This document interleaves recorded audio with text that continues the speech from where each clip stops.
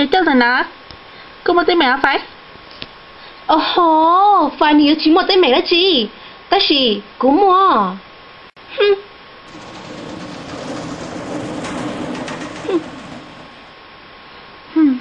Hey, sao mà? Ai tôi chờ nó cái chứ nào? Áo, cái con trai sẽ có trên đấy, cô ấy lên từ lì tiệt sẽ nói tiệt, you know? Nó của tụi mình lần đầu này, chưa tôi sai của xin nó ai hậu chả, có thể là chỗ thế nào, hả? Tất nhiên cũng chưa bỏ cái thói của tụi mình phải một tà lý sư. Lấy do, cái đó tội nghiệp của tụi đâu là nó? Nhớ cái chuyện này cái tôi lần đầu, cái anh chị cũng lúc xí tôi thái nữa ra chứ nào ạ? Bỏ cái tôi lần đầu của tôi cho nữa. Trời cứ cho chị, cứ là sinh cứ khỏi chân đã.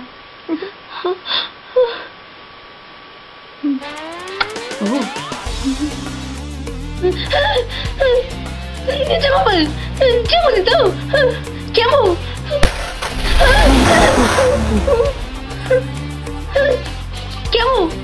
chém một cái đây. Chị tao, quý chị cả cái đi, phải, các bạn nói thứ hai đứa à, thứ hai đứa cô tiêm, nếu tay cái nào cũng rất nặng, quý chị cả đi tay các một cái đi, chị tao quý chị cả cái nào phải, quý chị cả đi. Sao? Các tụi tôi này hả? Nếu tôi mù à? Nên chưa vừa, các bạn tôi đây nào hả? Các nào? Phải à? Cái này nó, có chịu ông nó. Bọn này đó chị, bọn chị đi mua rồi, inútil. Cái như chủ nó, phải à, lộ. Sa.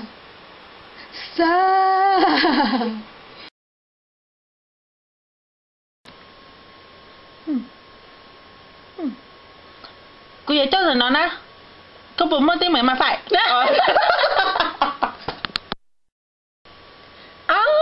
Cô sẽ có chơi để trên đấy, cô hay lên từ lịch sử nó tía. Thế đấy. Sao? Các tụi tôi này hả? Tôi chỉ mua. Các vợ, chắc các chị đã đây. Phải à? Phải. Cô nhớ. Cô nhà này, cô chịu ông nào? Cần đi một lần, chứ mà vậy ghê tội lên. Cái này nó của chỗ nào? Bọn này là chị cháu đi một lần, mới nói tin. Cái này chủ nó phải à, lỗ xa. Phải à, phải. Cái này nó của chỗ nào?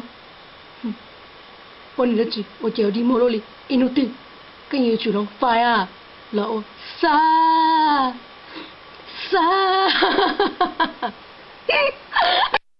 ต้นเหตุของความเสียใจก็คือความจริงที่สองเราไม่พูดกันไม่เคยจะมองตากันได้แต่คิดและทำอะไรไปตามต้องการโดยไม่สนใครต้นเหตุของรอยน้ำตา